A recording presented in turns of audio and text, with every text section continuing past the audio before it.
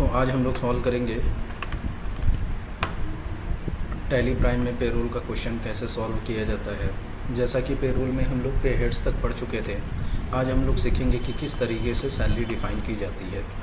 जैसा कि ये आपके एग्जाम्पल में दिया हुआ है, यहाँ पे क्वेश्चन नंबर 8, पीछे का क्वेश्चन सारा कंप्लीट हो गया था। क्वेश्चन नंबर 8 की बात करेंगे तो यहाँ पे लिखा हुआ है the details salary structure of each employee is given below. यानी क्वेश्चन आपका ये बोल रहा है कि जितने भी यहाँ पे डिटेल्स दिए हुए हैं, हर एक एम्प्लॉय का पूरा डिटेल्स दिया हुआ है और आपको क्या करनी है कि सैलरी डिफ़ाइन करनी है। सैलरी कैसे डिफ़ाइन किया जाएगा? तो सैलरी डिफ़ाइन करने के लिए आपने जो भी कंपनी बनाई है उसको ओपन करिएगा और फिर अल्टर में जाइएगा। इस बार क्रिएट में नहीं जाना है, इस बार सीधे किस में जाना है? अल्टर में जाना है। जब अल्टर में जाएंगे तो यहीं आपको दिखाई देगा डिफ़ाइन सैलरी, दिखाई दिया। जब डिफ़ाइन सैलरी पे एंटर प्रेस करेंगे तो ये आपसे पूछेगा कि किसका आपको डिफ़ाइन करना है। तो सबसे पहला नाम किसका है? हर्षित का है। तो यहाँ पे हम लोग हर्षित पे क्लिक करेंगे, एंटर प्रेस करेंगे। अब ये यहाँ पे पूछेगा इफ़ेक्टिव फ्रॉम, सैलरी कब से मिलनी चाहिए। तो हमेशा 1 अप्रैल डालेंगे। क्या डालेंगे? चाहे वो बीच में भी ज्वाइन किया हो तब भी यहाँ पे कौन सा डेट डालेंगे? 1 अप्रैल ही डालेंगे। पे हेड टाइप, सबसे पहले इनको क्या मिलेगा? बेसिक मिलेगा। तो देखिए इनको बेसिक कितना मिल रहा है? बेसिक कितना मिल रहा है? 10,000 मिल रहा है। एंटर करेंगे। फिर उसके बाद क्या है? डीए। तो यहाँ पे सिलेक्ट करेंगे डीए। अब देखिए डीए ऑटोमेटिक यहाँ पे अमाउंट पे कर्सर ही नहीं आएगा। क्यों नहीं आएगा? क्योंकि आपने डीए का जो डिफ़ाइन किया था वो ये किया था कि कितने बेसिक का कितना परसेंट पीछे क्वेश्चन में होगा। तो आपने डीए डिफ़ाइन किया था कितना? बेसिक का 40%। तो जितना भी बेसिक रहेगा उसका 40% ये क्या करेगा? कैलकुलेट करेगा डीए। फिर उसके बाद क्या मिलेगा? एचआरए। अब एचआरए भी कितना होगा? बेसिक प्लस डीए का 20%। तो आपने जो डिफ़ाइन किया है तो वो ऑटोमेटिक वहाँ पे वो क्या करेगा? डिफ़ाइन कर लेगा। आपको यहाँ पे डिफ़ाइन करने की ज़रूरत नहीं है, बस इसको क्या क्या मिलेगा वही चीज़ आपको बताना है। फिर नेक्स्ट क्या चीज़ मिलेगा? टीए। तो यहाँ पे हम लोग सेलेक्ट करेंगे क्या? टीए। टीए कितना मिलेगा इनको? देखिए क्वेश्चन में दिया हुआ टीए आपको 500 है, ओवर टाइम 120 रुपये है, ठीक है। तो यहाँ पे टीए कितना डालेंगे? 500। ओवर टाइम कितना है? 120 रुपये। ऐसे चलते जाओ, ठीक है। फिर उसके बाद फिर क्या है? इंसेंटिव। तो यहाँ पे आई प्रेस करेंगे और इंसेंटिव सेलेक्ट करेंगे। इंसेंटिव कितना? ये इंसेंटिव यूज़र डिफाइन है। तो यूज़र डिफाइन है तो यहाँ पे भी कर्सर नहीं जाएगा, ठीक है। इंसेंटिव। फिर नेक्स्ट क्या है? पीएफ। अब पीएफ में जितने भी आप बनाए हैं सबको आपको सेलेक्ट करना पड़ेगा। पहले एम्प्लॉई का 12% सब यहाँ दिखेगा, ठीक है। फिर एम्प्लॉयर का 8.33, फिर एम्प्लॉयर का 3.67 सब दिखेगा। फिर अब क्या दिखाना है? ईएसआई। तो यानी यहाँ पीएफ भी देना, तो पीएफ का जितना भी आप बनाए होंगे वो सारा डिफाइन करना पड़ेगा। ईएसआई अगर बोल रहा है तो ईएसआई का भी जितना भी होगा वो हम लोग क्या करेंगे? डिफाइन, मतलब पूरा आपको सेलेक्ट कर लेगा, ठीक है। एक्सेप्ट करा। ये आपका हर्षित का क्या हो गया? सैलरी डिफाइन हो गया। नेक्स्ट बताइए। सुधीर। तो यहाँ पे हम लोग सुधीर, ये रहा सुधीर का ओपन करेंगे। इफेक्टिव फ्रॉम में क्या हो जाएगा? 1/4। पे हेड में सबसे पहले क्या मिलेगा इनको? बेसिक। रेट कितना दिया हुआ है? 3500 रुपये। तो यहाँ पे 3500 फिल करेंगे। फिर इनको क्या मिलेगा? डीए। फिर उसको क्या मिलेगा? फिर क्या मिलेगा उसके बाद? 1 मिनट, कर्सर गलत जहाँ चला गया है। एचआरए। फिर उसके बाद क्या मिलेगा? टीए। फिर उसके बाद क्या मिलेगा? टीए कितना मिलेगा इनको? टीए मिलेगा इसको 600। तो यहाँ पे फिल करेंगे कितना? 600। फिर इसके बाद क्या मिलेगा? ओवर टाइम कितना मिल रहा है इनको? 125 रुपये मिल रहा है। तो यहाँ पे 125 डिफाइन करेंगे। फिर इनको क्या मिल रहा है? पीएफ। इंसेंटिव में लिखा है यूज़र डिफाइन, ठीक है। तो यहाँ पे इंसेंटिव ले लेंगे और फिर बताइए पीएफ। तो पीएफ में कौन कौन से होंगे? पहले एम्प्लॉय का 12%, 8.33 और 3.67। इधर उधर भी हो जाएगा तब भी कोई दिक्कत नहीं है। ईएसआई भी लेना है तो ईएसआई का दोनों सेलेक्ट कर लेंगे, ठीक है। एक्सेप्ट करा देंगे। तो ये सुधीर का भी सैलरी डिफाइन हो गया। नेक्स्ट बताइए। अनुराग। तो यहाँ पे हम सेलेक्ट करेंगे किसको? अनुराग को। इफेक्टिव फ्रॉम में क्या डालेंगे हम लोग? 14।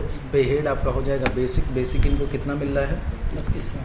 बेसिक इनको मिल रहा है 3200 रुपये। तो यहाँ पे फिल करेंगे कितना? 3200। फिर उसके बाद डीए मिलेगा इनको। फिर उसके बाद एचआरए मिलेगा। फिर उसके बाद टीए मिलेगा। टीए कितना मिल रहा है? 700 रुपये। फिर उसके बाद इनको मिलेगा ओवर टाइम कितना मिल रहा है? 110 रुपये मिल रहा है, ठीक है। फिर उसके बाद क्या है? इंसेंटिव। तो यहाँ पे सेलेक्ट करेंगे क्या? इंसेंटिव। फिर उसके बाद पीएफ है तो पीएफ में एम्प्लॉय का 12%, एम्प्लॉयर का 8.33 3.67। फिर उसके बाद ESI मिल रहा है तो ESI में भी हम लोग दोनों क्या करेंगे, सेलेक्ट कर लेंगे और एक्सेप्ट करा देंगे। ये भी इनका भी सैलरी डिफाइन हो गया। नेक्स्ट बताइए कौन है, प्राइस। क्या है, प्राइस लिखा गया। चलिए इफेक्टिव फ्रॉम कब से होगा, ये 1/4 से होगा, ठीक है। पे हेड टाइप में बताइए, बेसिक। तो यहाँ पे हम लोग क्या सिलेक्ट करेंगे, 3000 बेसिक 3000 रुपये, यहाँ पे 3000 फिल करेंगे। नेक्स्ट DA, फिर उसके बाद क्या है HRA, फिर उसके बाद क्या है TA, फिर उसके बाद क्या है TA कितना है 400, फिर उसके बाद ओवर टाइम कितना है 100 रुपये, और फिर इंसेंटिव भी इनको मिलेगा। इंसेंटिव के बाद क्या मिलेगा, PF में कौन कौन सा होगा, employ PF deduction 12%, employer PF, employer EPS, और फिर उसके बाद ये दोनों सेलेक्ट करेंगे और एक्सेप्ट करा देंगे।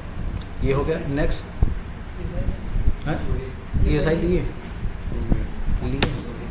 देखो क्या नीचे भी। नेक्स्ट सोहित में जाएंगे, कब से मिलेगा इनको 1 अप्रैल, और पहले क्या मिलेगा इनको, बेसिक कितना मिल रहा है 12000।